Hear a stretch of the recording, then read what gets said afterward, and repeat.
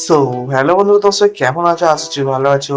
DJ A to Z ব্লগে একটা নতুন ভিডিওতে তোমাদের সবাইকে স্বাগত। আমি আছি আকাশ আর তোমরা দেখছো DJ A to Z blog. তো আবার নিয়ে চলে এলাম তোমাদের জন্য কিন্তু একটা নতুন একটা ইন্টারেস্টিং ভিডিও। এই ভিডিওটা কিন্তু একটু অন্যরকম হতে চলেছে, কারণ অন্যান্য সময় সবসময় কি মেশিন, স্পিকার, সেট আপ এইসব নিয়ে কথা বলি। এটা কিন্তু একটা সেট আপের একটা অন্য অংশ, মানে সেট আপেরই অংশ। সেটা হচ্ছে কি, দুটো জিনিস, একই কাজ কিন্তু ভিন্ন রকম জিনিস। ঠিক আছে, তো থাম্বনেল দেখে তোমরা তো বুঝতেই পেরে গেছো জিনিসটা কি। তো আজকে কিন্তু এই দুটো জিনিস নিয়ে আমরা আলোচনা করব, যে এই দুটোর মধ্যে কোনটা বেস্ট, কোনটার কি কাজ, কোনটা নিলে তোমাদের ভালো হয়, কোনটা ভালো কোনটা খারাপ, কোনটার বেনিফিট তোমরা বেশি পাবে, কোনটা একটু কম পাবে, সবকিছু আলোচনা করব এই ভিডিওর মধ্যে। তাছাড়া এইটা কার কত প্রাইস, কোনটায় বেশি খরচা কোনটায় কম খরচা, সব কিন্তু থাকবে টোটাল এই ভিডিওটার মধ্যে। তো ভিডিওটা সম্পূর্ণ দেখো, একটু স্কিপ না করে। তো চলো শুরু করা যাক।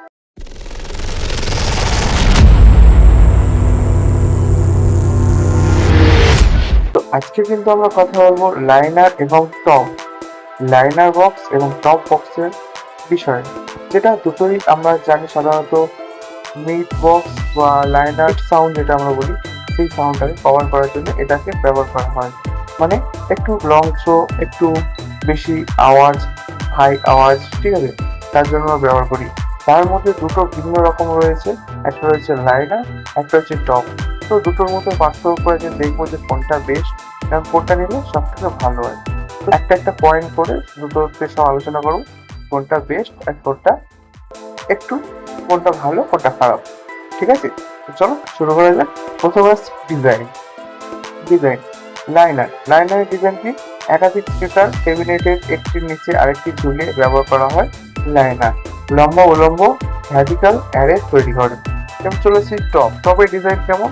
টপের ডিজাইন হলো একটি বা দুটি আলাদা ক্যাবিনেট স্ট্যান্ড বা বেস বক্সের উপর রাখা হয়। তোমরা সাধারণত দেখেছো যে টপ, তার নিচে বেস থাকে, বেসের উপরে টপগুলো রাখা হয়। এবং সাধারণত সিঙ্গেল 15 বা ডুয়েল 12 বা ডুয়েল 15 ডিজাইনে এই বক্স তৈরি করা হয়। মানে সিঙ্গেল 12 মানে একটা বক্সে একটা স্পিকার, আর ডুয়েল 12 মানে একটা বক্সে দুটো করে 12 ইঞ্চি স্পিকার বা 15 ইঞ্চি ডুয়েল বোথ আমরা এই ডিজাইনে দেখতে পাই। এবার চলে যাব সাউন্ড কভারেজ, কোন বক্সটা কতটা সাউন্ড কভারেজ করতে পারে। প্রথম আসছি লাইনারের উপরে। লাইনার লাইনার কিন্তু অনেক দূর পর্যন্ত সাউন্ড পৌঁছাতে সক্ষম, যেটা আমরা সবাই জানি যে লাইনারের আওয়াজ কিন্তু খুব লাউড এবং অনেক দূর পর্যন্ত এর সাউন্ড যায়। সামনে ও পেছনে শ্রোতা পায় একই ভলিউম শুনতে পাই। মানে লাইনারের এমন একটা গুণ রয়েছে যে সামনে যতটা সাউন্ড যাবে পিছনেও ঠিক ততটাই সাউন্ড যাবে। এবার হচ্ছে টপ। টপ বক্সে কি, কাছাকাছি কাছাকাছি এলাকায় বেশি কার্যকরী করে এটা। ঠিক আছে, টপ বক্স তোমরা দেখবে বেশি এই বড় জায়গাতে কিন্তু ব্যবহার করা হয় না, একটু ছোট জায়গাতে টপটা বেশি করা হয় এবং এর সাউন্ডটাও ছোট জায়গাতে একটু ভালোভাবে ওরা পায়। দূরে গেলে কিন্তু এই সাউন্ড শক্তি দ্রুত কমতে থাকে, মানে তুমি যত টপ থেকে দূরে যাবে তার কিন্তু সাউন্ড তোমরা কম হতেই থাকবে, তোমরা কিন্তু কম শুনতে পারবে। ঠিক আছে, এবার চলে আসছি নেক্সট পয়েন্টে। নেক্সট পয়েন্ট হলো ভোকাল ক্লিয়ারিটি, মানে কার কত সাউন্ড ক্লিয়ার। প্রথমে হচ্ছে লাইনারে। লাইনার হলো বড় অনুষ্ঠানে ভোকাল অনেক পরিষ্কার থাকে, মানে বড় কোনো অনুষ্ঠান হলে এই লাইনারের ভোকাল কিন্তু খুবই পরিষ্কার ও পুরো ক্লিয়ার থাকে এবং এটি কিন্তু একটু সাউন্ডটা পুরো সমানভাবে শোনে, কোনো জায়গায় তোমার কম হবে না বেশি হবে না, সাউন্ডটা পুরোপুরি সমানভাবে শোনে। এবার আসছি টপিক। টপ বক্সে কি হয়, ছোট মাঝের অনুষ্ঠানে ভালো ক্লিয়ারিটি দেয়। তোমরা বুঝতে পারছো যে লাইনার কিন্তু বড় অনুষ্ঠানের জন্য আর টপ বক্স কিন্তু ছোট অনুষ্ঠানের জন্য, ছোট ও মাঝারি এই দুটো অনুষ্ঠানে কিন্তু বক্স কিন্তু বেস্ট, আর বড় অনুষ্ঠানে কিন্তু লাইনার বেস্ট। ঠিক আছে, দূরে গেলে ভোকাল কিছুটা কম পরিষ্কার শোনা যেতে পারে, এটা কিন্তু একদম ঠিক। তুমি যখন টপ ব্যবহার করবে তখন দেখবে যে যত তুমি দূরে যাবে ভোকাল কিন্তু আস্তে আস্তে কমতে থাকে। তুমি যখন লাইনার ব্যবহার করবে তখন তুমি যতই দূরে যাও না কেন তার কাছেও যতটা ক্লিয়ারিটি, দূরেও ঠিক সমানভাবে ক্লিয়ারিটি থাকে কিন্তু। ঠিক আছে, এবার চলে আসবো নেক্সট পয়েন্টে। নেক্সট পয়েন্ট কি রয়েছে, পয়েন্ট রয়েছে এর ব্যবহার। কোথায় আমরা এই জিনিসগুলো ব্যবহার করব, কোন কোন জায়গায় আমরা ব্যবহার করব। প্রথম হচ্ছে লাইনারে। লাইনার কি, লাইনার আমরা সবসময় ব্যবহার করবো বড় কনসার্ট, মানে যে বড় বড় কনসার্ট গুলো হয় সেখানে, স্টেডিয়াম, সব থেকে গুরুত্বপূর্ণ জিনিস কিন্তু এটা স্টেডিয়াম। কারণ একটা স্টেডিয়াম কত বড় স্টেডিয়াম হতে পারে, সেখানে কিন্তু লাইনার দিলে কিন্তু আওয়াজটা চারিদিকে খেয়ে নেবে, ঠিক আছে? তারপরে মেলা, যে বড় বড় মেলাগুলো হয়, সেই মেলাতে যদি এই লাইনার ব্যবহার করা যায়, অনেক দূর দূরান্ত থেকে কিন্তু এই আওয়াজ শোনা যাবে।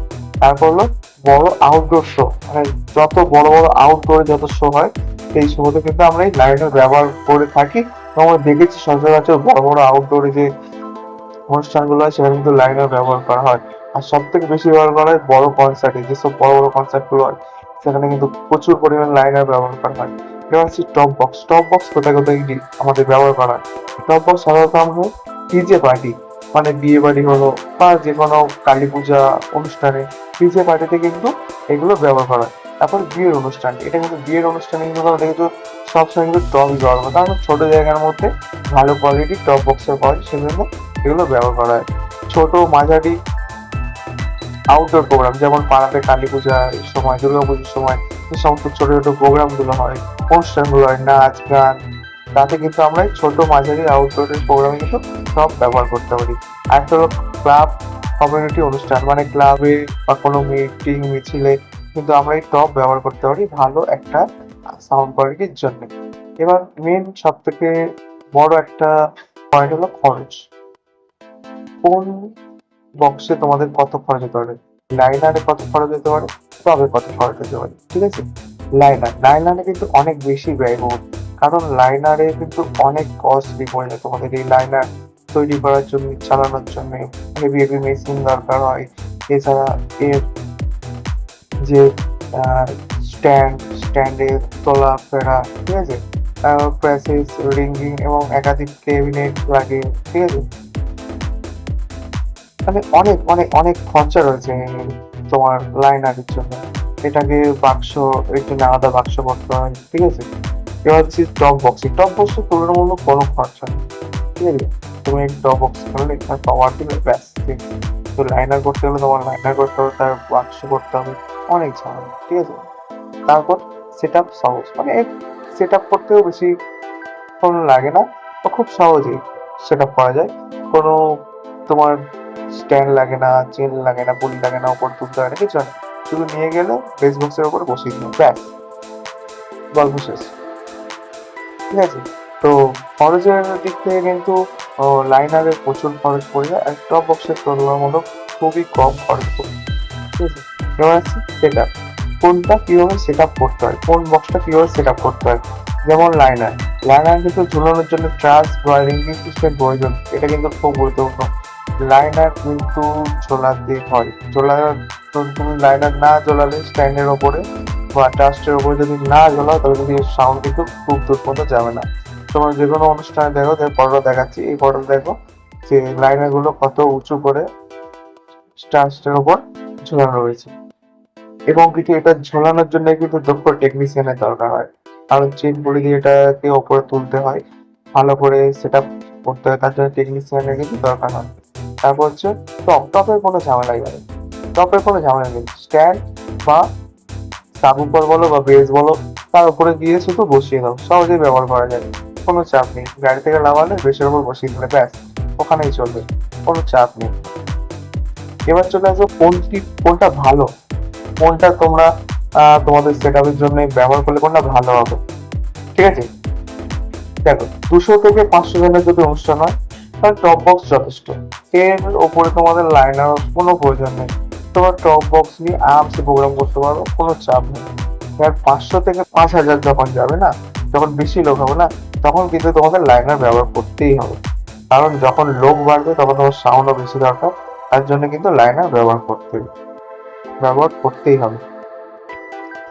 এবার আমরা সংক্ষেপে একটু বলে দিই যে এই দুটোর মধ্যে কোনটা কেমন কি। বাজেট কম, সহজে সেট আপ, টপ। তোমার বাজেট কম রয়েছে, সহজে একটা সেট আপ করবে, তার জন্য তুমি টপ বক্স নাও, একদম পারফেক্ট। এবং বড় কভারেজ বা প্রফেশনাল সাউন্ড করতে গেলে তোমাকে লাইনার করতে হবে। তুমি যদি বড় বড় অনুষ্ঠান যদি তুমি চালাতে চাও, ঠিক আছে, যেমন কনসার্ট, স্টেডিয়াম, মেলা, তার জন্য কিন্তু তোমার লাইনার করতেই হবে, লাইনার খুবই প্রয়োজন। এবার ধরো ছোট মাঝারি ডিজে শো করবে, তাহলে ডুয়েল টপ করে দাও, 12 ইঞ্চি, 15 ইঞ্চি, এখন 18 ইঞ্চি তো চলছে, ঠিক আছে? ডুয়েল টপ করে নাও, কোনো চাপ নেই, আরামসে চলবে। আর বড় কনসার্ট বা মেলাতে লাইনার অবশ্যই প্রয়োজন। ঠিক আছে, বর্তমানে কিন্তু অধিকাংশ কনসার্টে লাইনারই ব্যবহার করা হয়, আর ছোট মাঝারি প্রোগ্রামে কিন্তু টপ বক্স ব্যবহার করা হয়।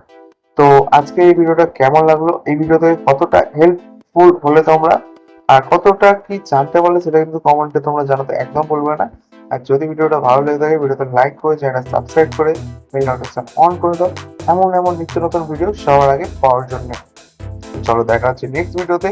ততক্ষণে যেন সবাই ভালো থাকবে, সুস্থ থাকবে। Tata, bye bye.